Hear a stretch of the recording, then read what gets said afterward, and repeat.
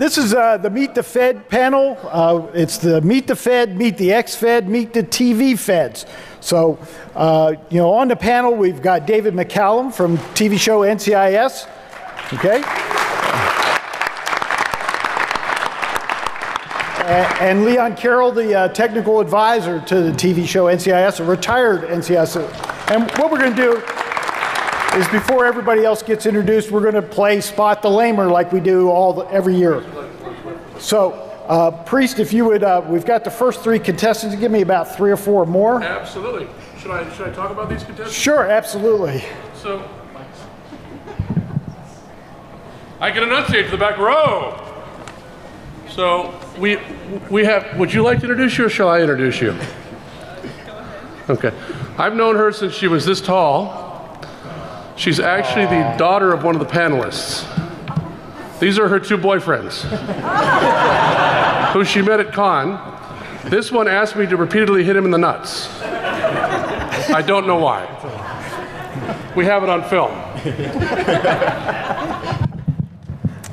Okay, as Priest picks you out, come on up, and what we're going to do is, DEFCON, they've been playing Spot the Fed for years, so we've been playing Spot the Lamer. You guys are going to vote, and then we all have gifts for the winner. So we got to take this stuff seriously.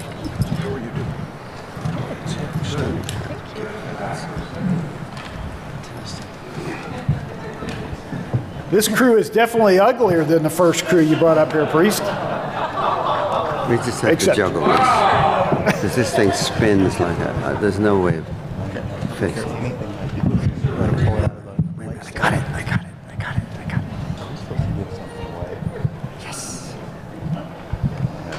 One more? We good? Okay, got him. All right, that's good. All right. So we're going to go down the line and ask questions. And so the first question that I get the first one.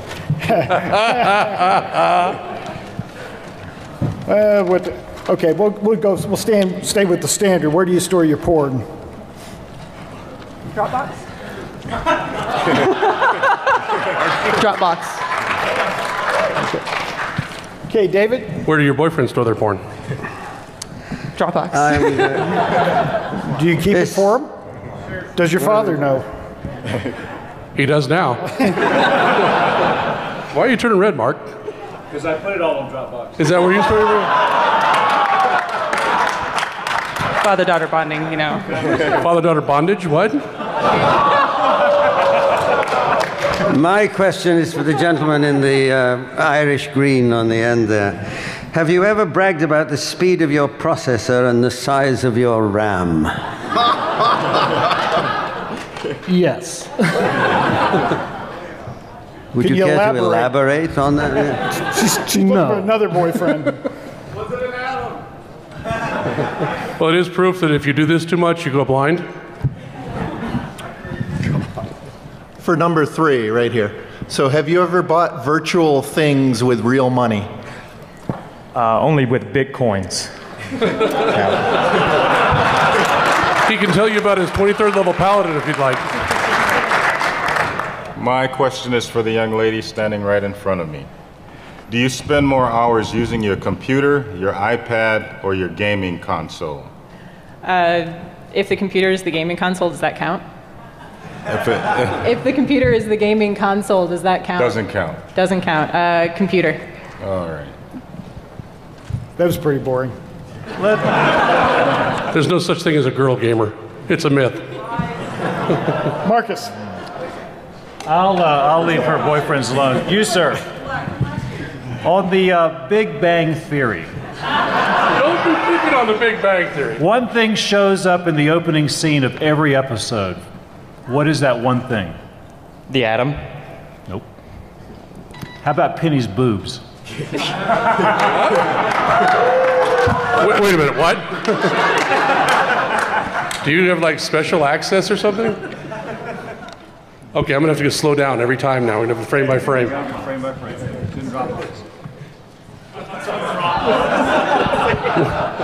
Okay, right down here. In the movie War Games, When Broderick hacked the school's computer, what was the password? Pencil? Pencil. Good. I think you had help. She's a little young for that, by the way. I was this tall. And how wide were you? When you were born. About as wide as you are. And a lot wider. Jerry. Don't tease, dear. She asked me if I wanted to play a game. I'll take the guy with the hat down here. The guy with the hat on crooked. Battlefield 3 or Call of Duty? That would be you, sir. Don't look stupid. You know what, do I have to pick? I like both. Remember, her father's up there, so look smart. The one, Call of Duty, zombies. You say that like a question, sir. You're not winning points. Lips are pursed. You know, he worked for the president. What? The response was, what?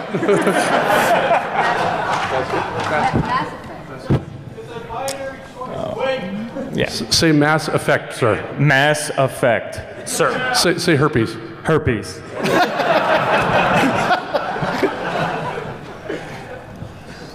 Okay, I'm going to go with Jolly Green here. No, I'm Jolly Green. Oh, sorry. Do you void warranties? Yes. Regularly. Yes. Michelle. And other things. I'll go with contestant number 2.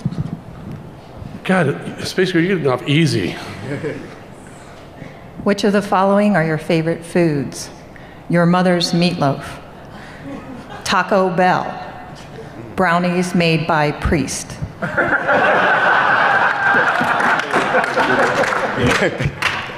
How about your brownies?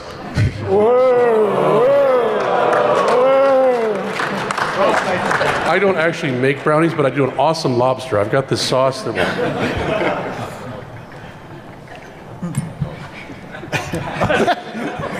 Priest, you. Oh, no, it's really good. Priest, you pick one. I pick one? Yeah, pick one. This is an ecumenical question. It'll apply to everyone.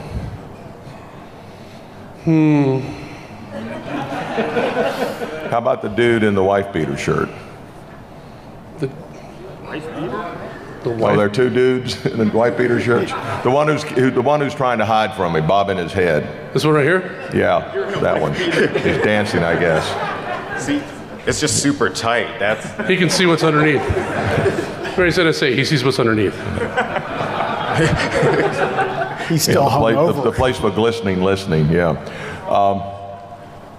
What is your definition or your explanation of doing a do? If someone invites you to do a do, what does that mean? Not do a dude, sir. You're safe. Do a do. Do the do. Do the do? Slamming back Mountain Dew followed by tons and tons of alcohol. You are such a lightweight. It's all about the Jolt Cola, man. What's the matter with you? Somebody gave him that answer, I'm sure. No, sir, I did not.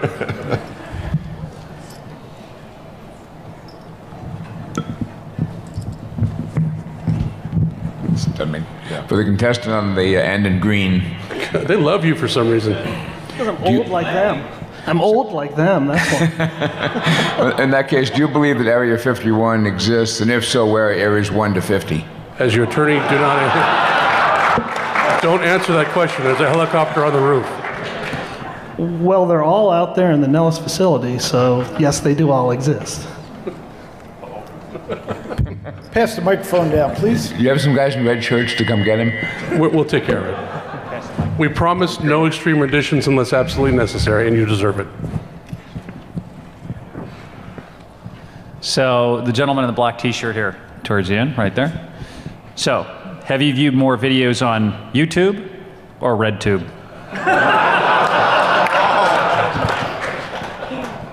Yes. Neither. Create my own.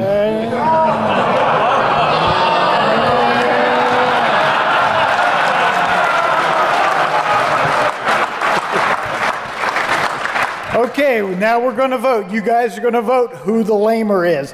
Contestant number 1. Wow. Let me try that again. Oh my God. Contestant number 1. Okay, you can have a seat. Suck-ups. Oh boy, you failed miserably. Contestant number 2. All right, contestant number 3. Contestant number 2, you can sit down. Contestant number 4. That's kind of a tie. I got bed wheel 2. Contestant number 5, raise your hand, please. Okay, you're down. 6.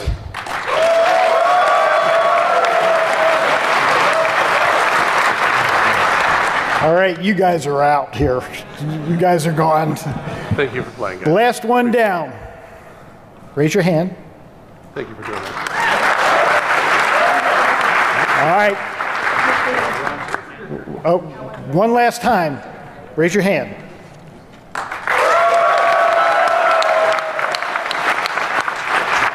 Last guy down. All right, you can sit down. We have a winner. Come on up here. We have the coveted Meet the Fed T-shirt. We have a DoD Cybercrime Response Team T-shirt. Look at the camera. We got your SNL. And if you would go down, we have presents for you. Here's a bag. So we've got an NSA mouse pad and a really cool NSA translucent cup. You can't even see the microphone in it.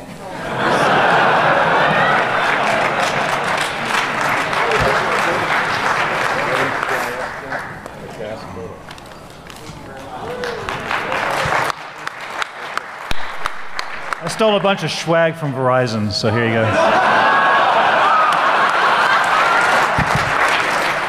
House budget cuts.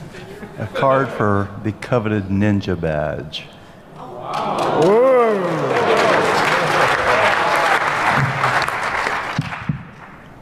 Have a mint. Give up the black. Have a bottle opener. Brownie. Phone number.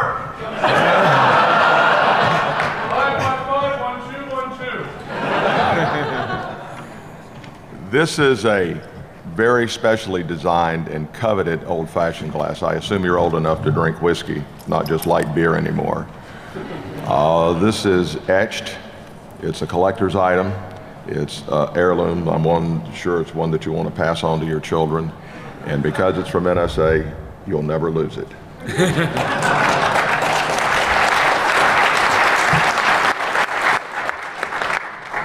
Get a famous Meet the Fed flag.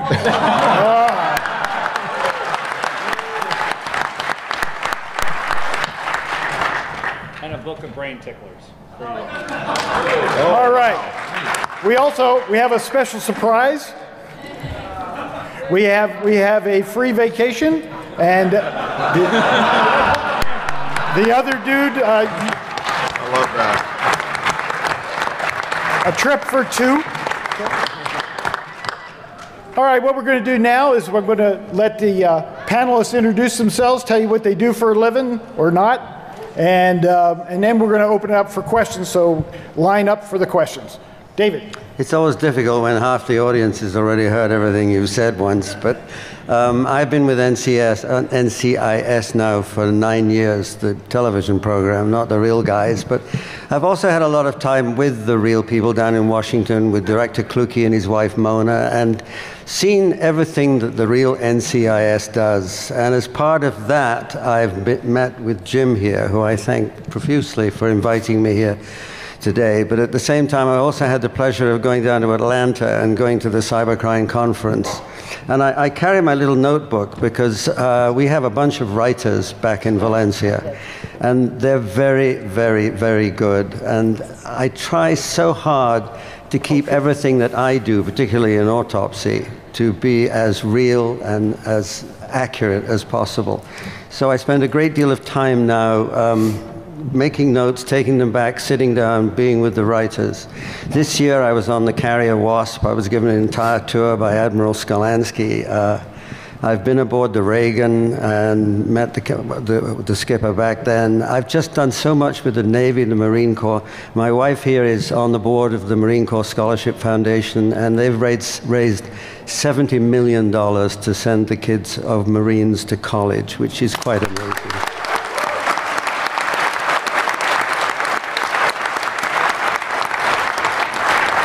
So it's quite extraordinary that someone, a wee kid from Glasgow, as I'm known as back home, managed to sort of climb up here, and I'm on panels, and at the 50th anniversary of the Marine Corps Scholarship Ball, I was the MC. I never dreamt in my life that I would do things like that, but it is such a pleasure to have that involvement, and as I said earlier, to be able to give something back, because I get so much from my life right now. Thank you.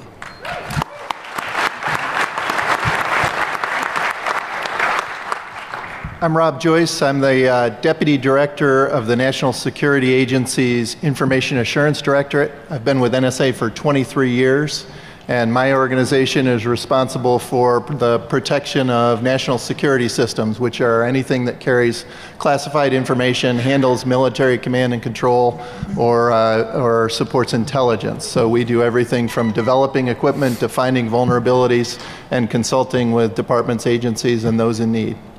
Thanks.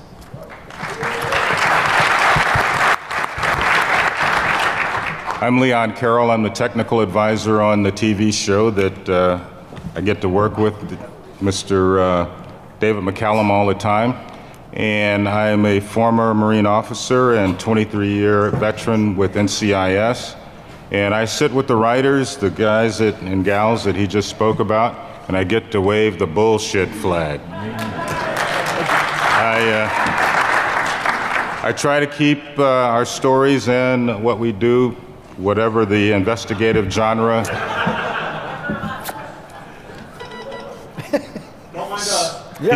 He's from Scotland. Woo. Scotch. But actually, we do this on the show quite a bit, so no problem. Actually, every year we have a great tequila bar just before Christmas, and there are a lot of people after we say wrap that stick around and eat tacos and drink tequila shots. Anyway, it's my pleasure to be here. I thank Jim for inviting both David and I representing the show.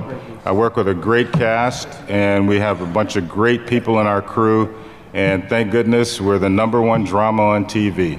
Yeah.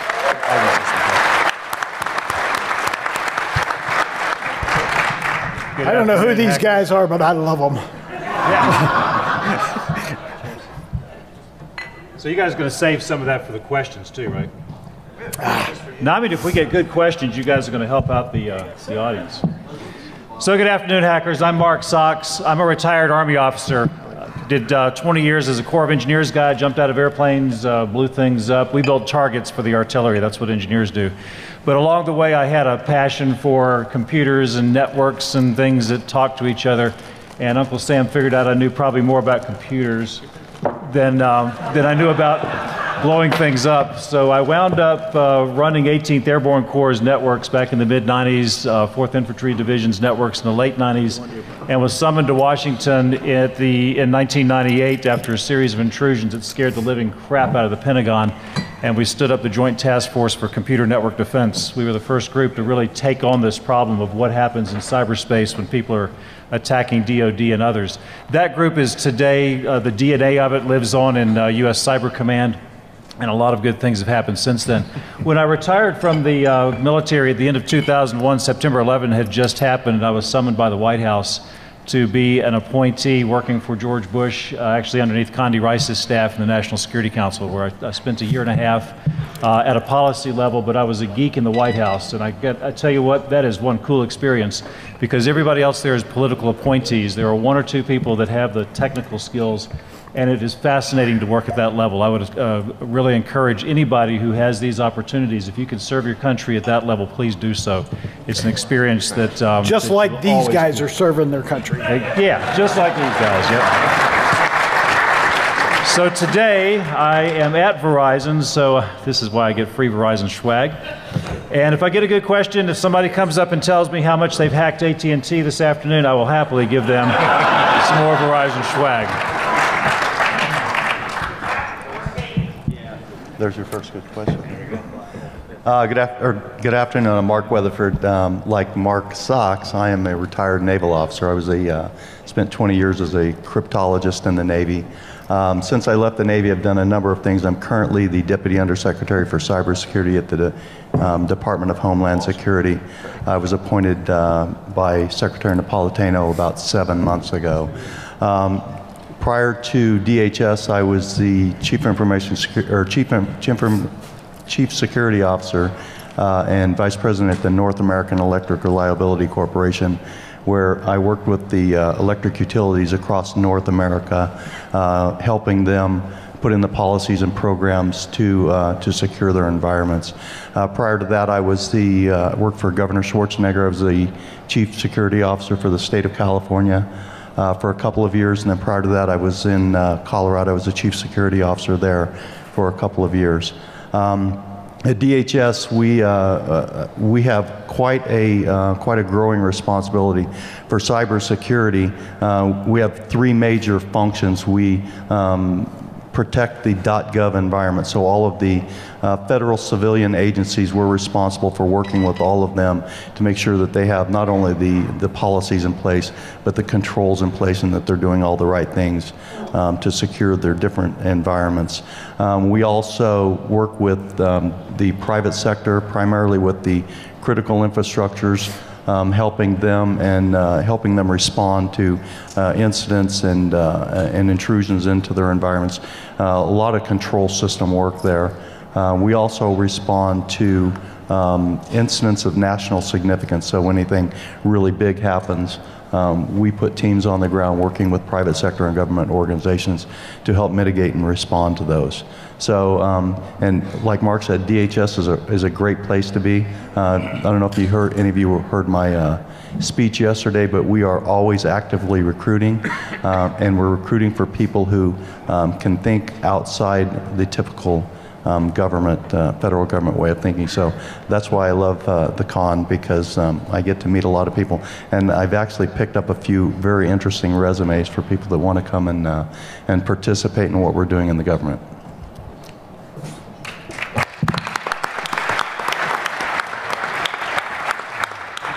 Good afternoon.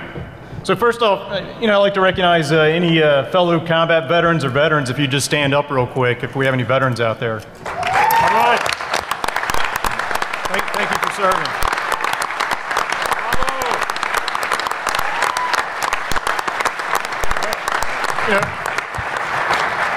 Yeah, thanks again for serving. Name's Jerry Dixon. I was the former director of the National Cybersecurity Division at DHS, ran US CERT. Worked at everybody's favorite agency, the IRS. I ran the incident response team there. But prior to that, I ran security for Marriott International. And so, now I'm with a group called Team Cumry, a not-for-profit security research group. If you get a chance, go out to the Cumry website. There's tools that we give back to the community. Spell it. CYMRU. So if you're not familiar with it. But we have tools like the malware hash tool. We provide a lot of things. We try to give back to the internet community at large. We also have a group called Dragon Research that we're always looking for researchers to help out, basically being able to take a look at our insight and basically find other ways to develop tools to help a lot of different organizations. Thank you.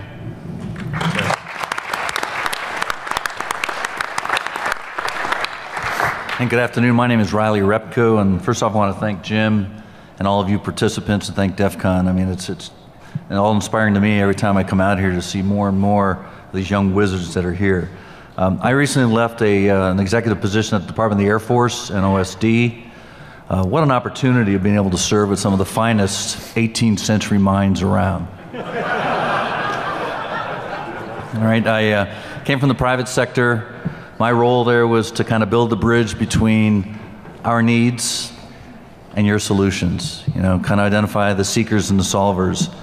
And as Mike Hayden, former director of the Central Intelligence Agency and NSA used to say, he said, God made the four natural domains, air, land, space, and sea.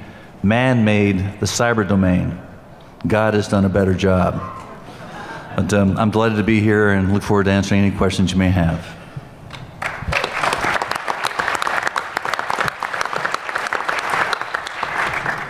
Hi, I'm Michelle Kwan, and I just want to start off by thanking those folks at DEFCON for bringing this panel back.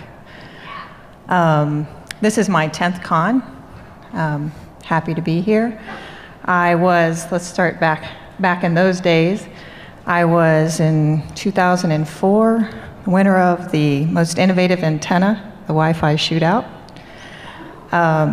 I then moved on to be the Director of Wireless at the Department of Justice. I then moved to be the Deputy CISO at the Department of Justice, where I built the Justice Security Operations Center. And from there, I moved to be the Director of US CERT. Now I have my own consulting firm, and we specialize in security operations centers.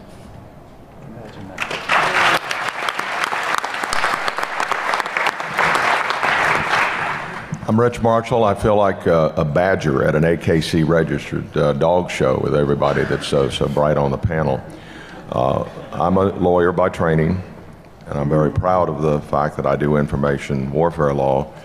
I've had a checkered past. I got involved in electronics in the Southeast Asian War Games in an F-105 where we were chum, waiting for the missiles to come up at us so we could take them out and protect the rest of the aircraft that came in. We were first in, last out. And I learned early on how important electronic warfare could be because you've got your life on the line. I later became a lawyer in the Air Force and had a successful career there. And then I moved on to the National Security Agency, where I was the Associate General Counsel for Information Assurance. Worked for 4 different gentlemen who happened to lead in that particular position. My proudest accomplishment when I was in that position was being the legal architect for Eligible Receiver 97, because I demonstrated to the national leadership that information warfare was real. It also gave me an opportunity to learn a couple of very important leadership lessons. When I briefed the General Counsel of NSA and my boss, my line boss, on what we could do, they said, well, you need to brief the DoD General Counsel. You have to go up the food chain. I said, fine, I'll arrange joint schedules. And they said, no, you go by yourself. I briefed the DoD General Counsel, and I think you were in on that briefing at that time. And once again, it was, great job. You need to brief the Attorney General now. I said, yes, ma'am. I'll arrange our schedules. And she said, no, you go by yourself. The life lesson there is whenever you're doing anything without a safety net, you always go by yourself, because then they have plausible deniability. But ER 97 was so successful, and like any successful venture, it has 1,000 fathers. Failure is born illegitimate. But that was an absolutely awesome experience.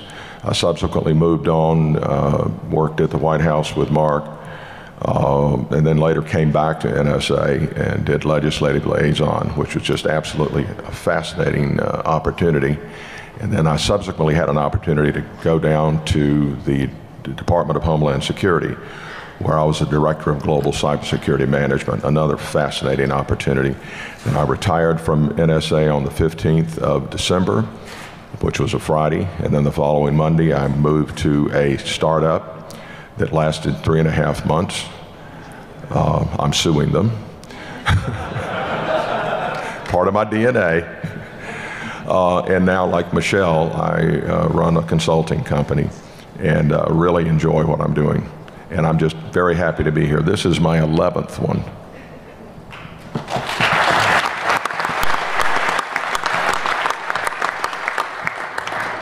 Thanks, Rich. For those of you who don't know about Eligible Receiver 97, I highly recommend it, and then the follow-on Solar Sunrise real-world event set the course for a large part of where at least DoD is today in cyber security.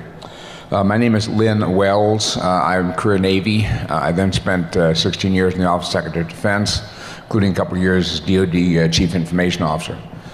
Some years ago, I was a speaker here at DEFCON. I've now been promoted. I'm a goon. And so things are looking up.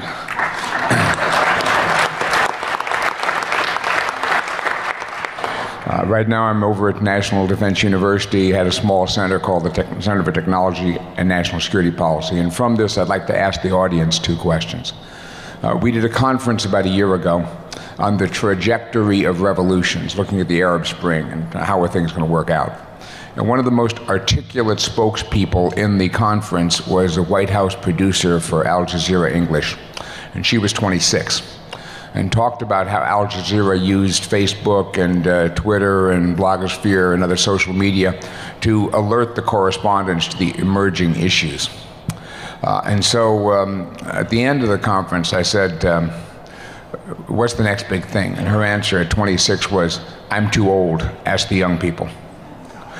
So, but there are a lot of you young people out here, and part of the problem is we have is usually in our conferences I ask how many people are under 35 and get single-digit hands. So one of the great values for us, for me at least, of coming here is to get your opinions, and I'd really value your thoughts on what how 5 years from now you would vector people to better sources of information. The last point is that we're working with DARPA on a project called Social Media and Strategic Communication. And one of the things that my center's been asked to do is look at the risk posed by social media. And not just to leak the wrong stuff, but that are we raising a generation that thinks in 140 character sound bites? And how do you put checks and balances into a governance system where the velocity of information is so enormous? Again, if any of you are interested in working on that, I would love to talk to you. So I'd just like to close by saying last month I had the privilege of beginning my 49th consecutive year with DoD. And every morning I wake up and say, wow, what really interesting thing is going to happen today. And if any of you are interested in careers of government, I cannot commend it to you hardly enough. Thanks.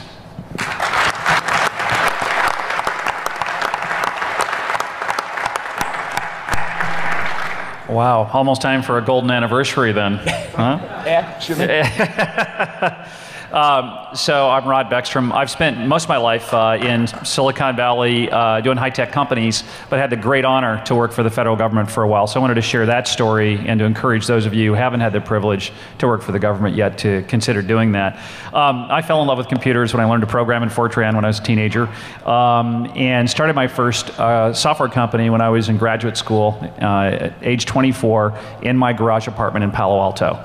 I got very lucky because we built something that people seem to actually need in trading derivatives around the world, and that company grew to be a global company and went public on NASDAQ, and I got to run that and build a company from scratch to a public entity and run that for 5 years, which was a great experience, and then got to work with a lot of other good startups in Silicon Valley and helped start a number of companies.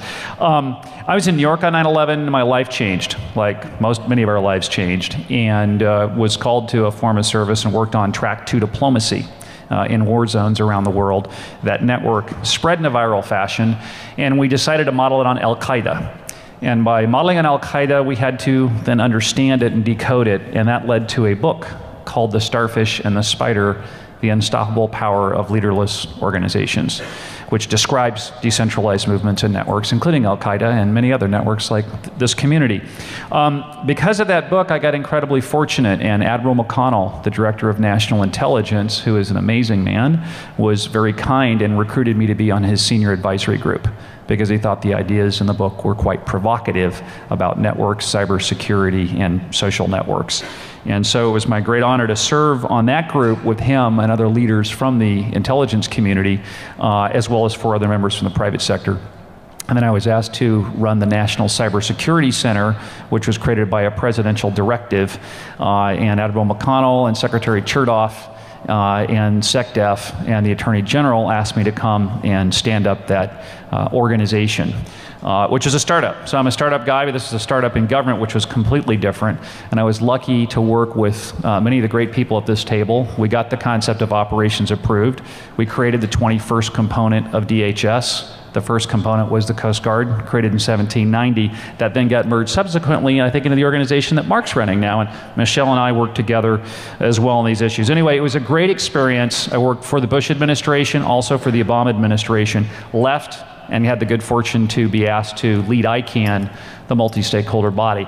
This time in the federal government gave me the tools that I needed to work at ICANN and to understand not just the private sector, but the public sector, and how incredibly challenging and important the work are that everybody in the government does, and just gave me a tremendous appreciation for the people who do public service. Amazing experience, changed my life. Someday I'll probably go back, and certainly I have the passion for the importance of governance institution, be they governmental or multi-stakeholder. So I encourage each of you to really consider it in your lives, and it's great for the country that we have people like Lynn serving for 49 years and others. So thank you. I'm just honored to be here among the giants at this table. Thank you.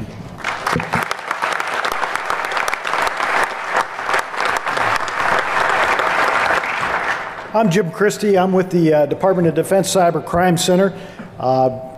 Just want to talk a little bit about what we do. We have one of our business areas is we have the world's largest accredited digital forensics lab. So we have about 110 digital forensic examiners working all kinds of cases from terrorism, espionage, child pornography, fraud, you name it, the homicides, you name it.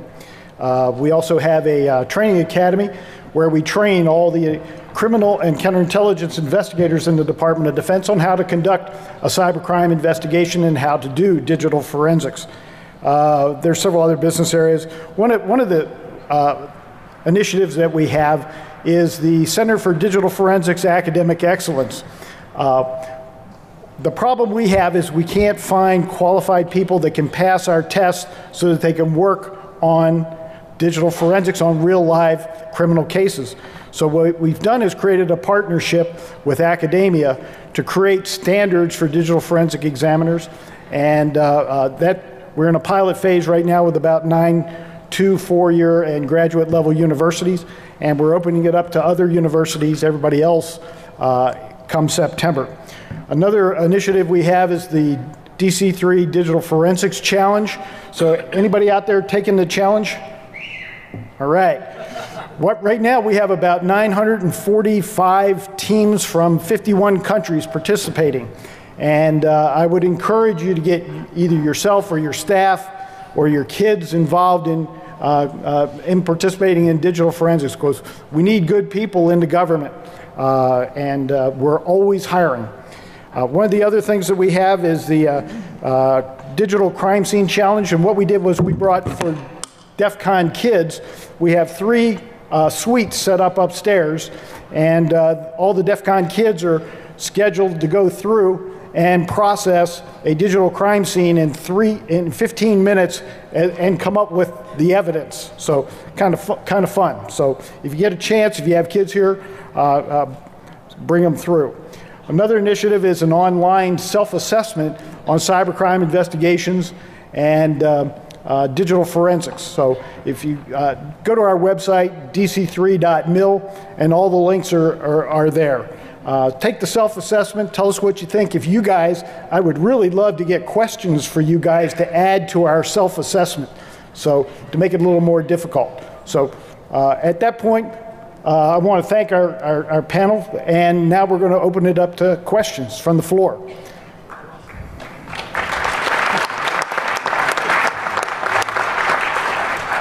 My question is for Rob and Rich from NSA, or really any of the 3 letters. Do you see a shift in your recruitment to move away from more the standard of having a 4-year degree and have the exception based upon experience? So NSA is certainly a very talent-based organization. So to come in and be a technical person in NSA, you absolutely do not have to have a technical degree.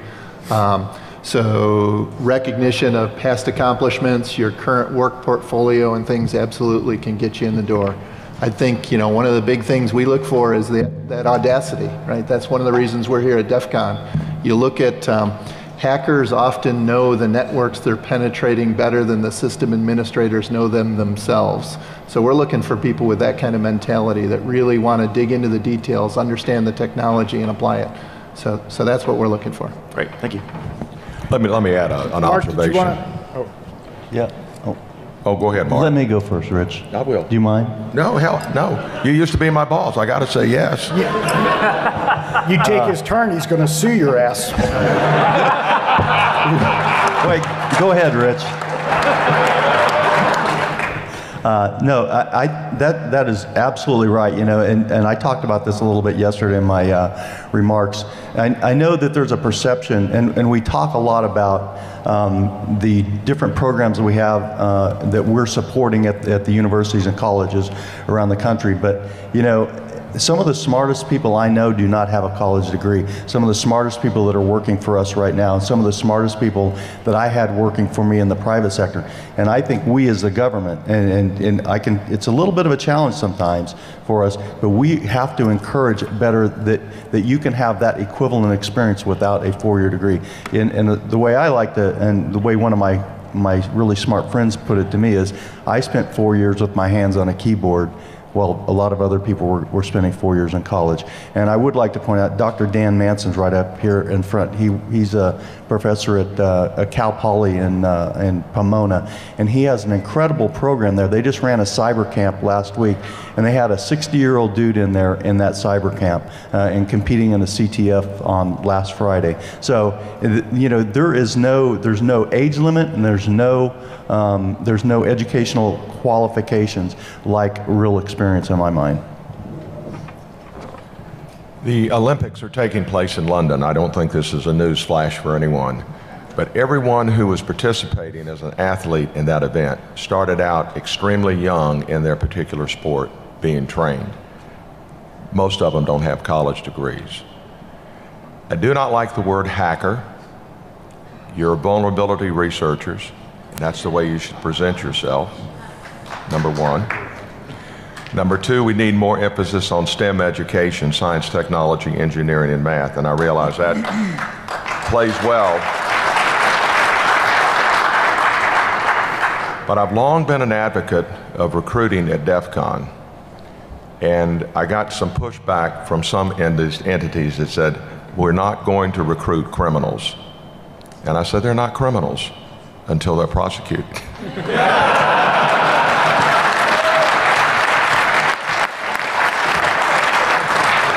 So give them an opportunity to get out of their mother's basement and earn a living.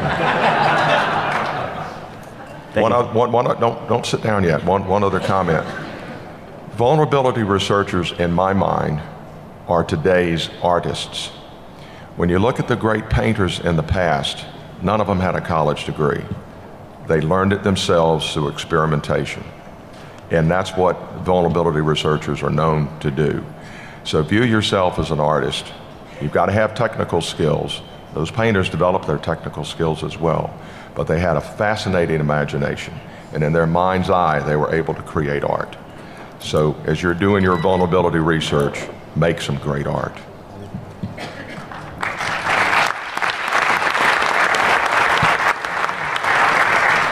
Really loud, please. So we talk about education, and there's more to, you know, being a vulnerability researcher to just what you know, right? We have a mindset. I mean, the brightest people, we don't have degrees. We don't have certifications. We don't need them. But we're forbidden also from teaching the next generation. I mean, a lot of, you know, two-year universities, four-year universities, a lot of us could really teach people. Now, it's not impossible. I've found other ways around it, but it would be something that not only to get jobs for the future of the people, but we need a way to teach. I mean, I look back here, I see a lot of potential teachers, and not just the jobs, but the future. Now, specifically to the NCIS staff, I would ask, would it be, I don't watch TV because I want to do stuff for the kids, right? Teach my kids the best I can. Exactly. Would it be possible to have an episode where you had maybe even a season where, you know, there's a big security crime, you guys say this guy was the guy that found it, you know, and you go back his life about how he got there, not just the end point and make a big deal that he was the person that was able to actually find the crime, but how he actually became his life. So you kind of how we grow into being vulnerability researchers. So I ask if you guys could pass that on as a potential plot.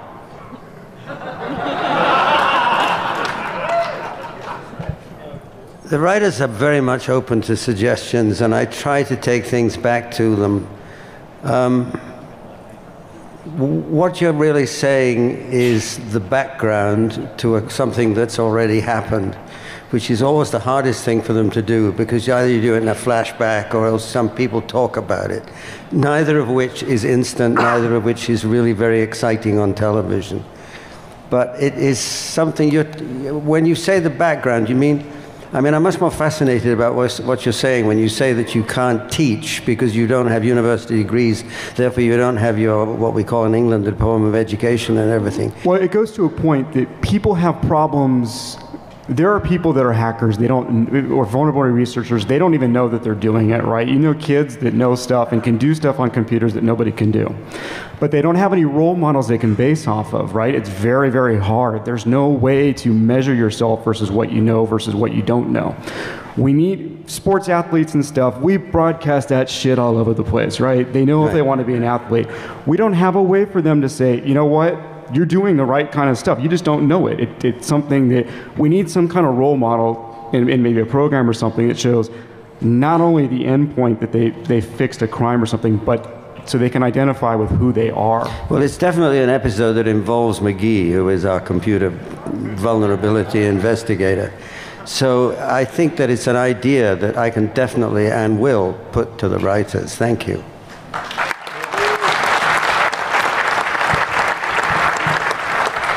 We only have 4 minutes left, so I'll be quick. Short questions.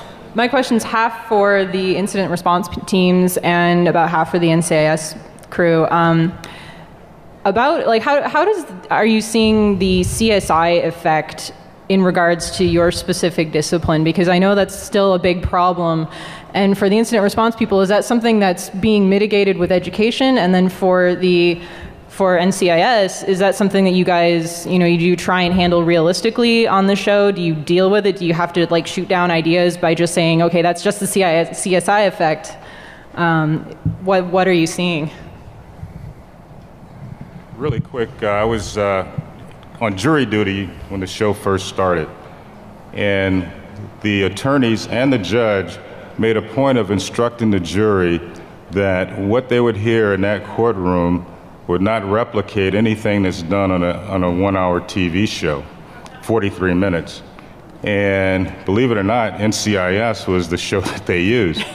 So I'll turn it over to the policy guys here, but that is something that obviously we look at as well, but we're here to entertain.